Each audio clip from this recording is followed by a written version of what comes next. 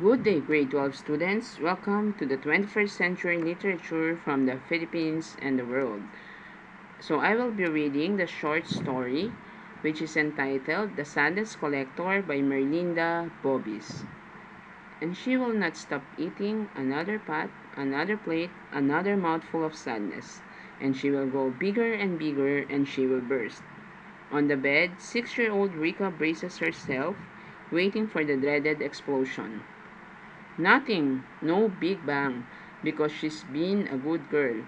Her tears are not even a mouthful tonight, and maybe their neighbors in the run-down apartment have been careful too. From every pot and plate, they must have scraped off their leftover size and hidden them somewhere unreachable. So Big Lady can get to them, so she can be saved from bursting. Every night, no big bang really, but Rika listens anyway. The house is quiet again. She breathes easier, lifting the sheets slowly from her face, a brow just unfurrowing, but eyes still worry and a mouth forming the old silent question, "Are you really there?" She turns on the lamp. It's girly kits like the rest of the decor, from the dancing lady wallpaper to the row of Barbie dolls on a roseate plastic table. The tiny room is all pink bravado, hoping to compensate for the rough ceiling and stained floor. Even the unhinged window flaunts a family of pink paper rabbits. "Are you there?" her father says. She never shows herself to anyone. Big Lady only comes when you're asleep to eat your sadness. She goes from house to house and she eats the sadness of everyone. So she gets too fat. But there's a lot of sadness in many houses. It just keeps on growing each day. So she can stop eating and she can stop growing too. "Are you really that big? How do you wear your hair?" Just go. If she eats a lot all of our mess, Rika, she might grow too fat and burst. So be a good girl and save her by not being sad. "Hoy, stop whimpering," I said, "and go to bed." Her father is not always patient with his storytelling. All quiet now, she's gone. Since Rika was 3, when her father told her about Big Lady just after her mother left for Paris, she was always listening intently all the night. Noises from the kitchen. No, that sound is not the scurrying of mice. She's actually checking the plates now, lifting the lid of the rice pot, picking into cups for sadness, both overt and unspoken. To Rika, it always tastes salty like tears, even her father's funny look each time she asks him to read her again the letters from Paris. She has 3 boxes of them, one for each year. Though the third box is not even half full, all of them tied with Paris ribbons. The first year, her mother sent all colors of the rainbow for her long, unruly hair. Maybe because her father did not know how to make it more graceful, he must have written her long letters asking about how to pull the mass of curls away from the face and tie them neatly the way he gathered into some semblance of order his own nightly longings. It took some time for him to perfect the art of making a ponytail. Then she discovered a trick unknown to even the best hairdressers. Instead of twisting the bunch of hair to make sure it does not come undone before it's tied, one can rotate the whole body. Rika simply had to turn around in place while her father held the gathered hair above her head, just like dancing, really. She never forgets talaga naman. The aunties whisper among themselves these days. A remarkable child. She was only a little thing then, but she noticed all. Didn't she never miss anything? Committed even details to memory. A very smart kid, but too serious, a sad kid. They must have guessed that recently she has cheated on her promise to behave and save Big Lady, but only on nights when her father comes home late and drunk and refuses to read the old letters from Paris. Indeed, she has been a very good girl. She's 6 and grown up now. So even if his refusal has multiplied beyond her 10 fingers, she always makes sure that her nightly tears remain small and few. Like tonight, when she hoped her father would come home early as he promised again. Earlier, Rika watched TV to forget, to make sure that tears won't amount to a mouthful. She hates waiting. Big Lady hates that too because then she'll have to clean up till the early hours of the morning. Why Paris? Why 3 years and even more? Abba, this is getting too much now. The aunties never agree with her mother's decision to work there. On a fake visa as a domestic helper. Ay naku, taking care of other people's children while across the ocean.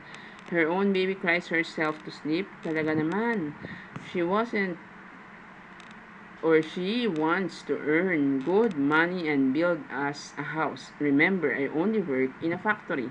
Her father had always defended his wife. Until recently, when all talk about her return was shelved. It seems she must extend her stay because her employer might help her to become legal.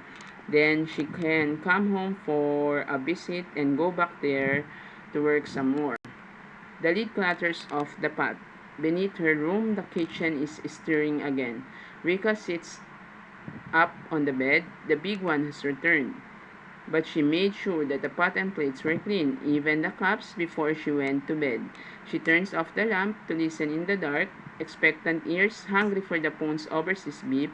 Her mother used to call each month and write her postcards. Also long love letters even if she couldn't read yet. With happy snaps, of course. Earlier this year, she sent one of herself and the new baby of her employer. Cutlery noise. Does she also check them? This has never happened before, her coming back after a lean meal. Perhaps she's licking a spoon for any trace of saltiness. Searching between the prongs of a fork. Unknown to Rika, Big Lady is wise, an old hand in the business. She senses that there's more to a mouthful of sadness than meets the tongue.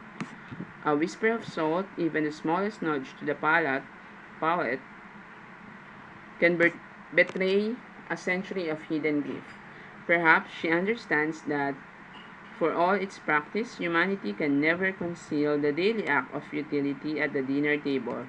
As we feed continually, we also acknowledge the perennial nature of hunger. Each time we bring food to our mouths, the gut emptiness that we attempt to fill inevitably contaminates our cutlery, plates, cups, glasses, our whole table. It is the residual contamination of our individual portions of grape that she eats, so we do not die from them. But what if we don't eat? Then we can claim self-sufficiency, a fullness from birth perhaps. Then we won't betray our hunger. But Rika was not philosophical at 4 years old. When she had to be cajoled, tricked, ordered, then scolded severely before she finished her meal, if she touched it at all. Rika understood her occasional hunger strikes quite simply. She knew that these dinner quarrels with her father and sometimes her aunties ensured dire consequences. Each following day, she always made stick drawings of Big Lady with an ever-increasing girth, as she was sure that the lady had a big meal the night before. Mouth curved downward, she's sad like her meals. No, she wears a smile. She's happy because she's always full. Sharp eyes, they can see in the dark light bulb eyes, and a big teeth for chewing forever. She can hardly walk because her belly is so heavy. She's pregnant with leftovers. No, she doesn't walk. She flies like a giant cloud, and she's not heavy at all. She only looks heavy, and she doesn't want us to be sad, so she eats all our tears and sighs. But she can starve, can she? Of course, she likes sadness. It's food. Fascination, fear, and a kinship drawn from trying to save each other. Big Lady saves Rika from sadness. Rika saves Big Lady from bursting by not being sad. An ambivalent relationship, confusing but certainly a source of comfort. And always Big Lady as object of attention. Those days when Rika drew stick drawings of her, she made sure that the big one was always adorned with pretty baubles and makeup. She even drew her with a Paris ribbon to tighten her belly. Then she added a chic hat to complete the picture. Crimson velvet with a black satin bow. Quiet, quite a change from all the girly kits that her mother had threads from Paris and fashionable side of town. The day it arrived in the mail, Rika was about to turn 6, a perfect Parisian winter hat for a tiny head in the tropics. It came with a bank job for her party. She didn't try it on. It looked strange, so different from the Barbies and pink paper rabbits. This latest gift was unlike her mother. Something was missing. Rika turned it inside out, searching on TV. Magic Man can easily pull a rabbit or dove out of his hat just like that, always. But this tale was not a part of her father's separate one. He told her not to be silly when she asked him to be Magic Man and pull out Paris.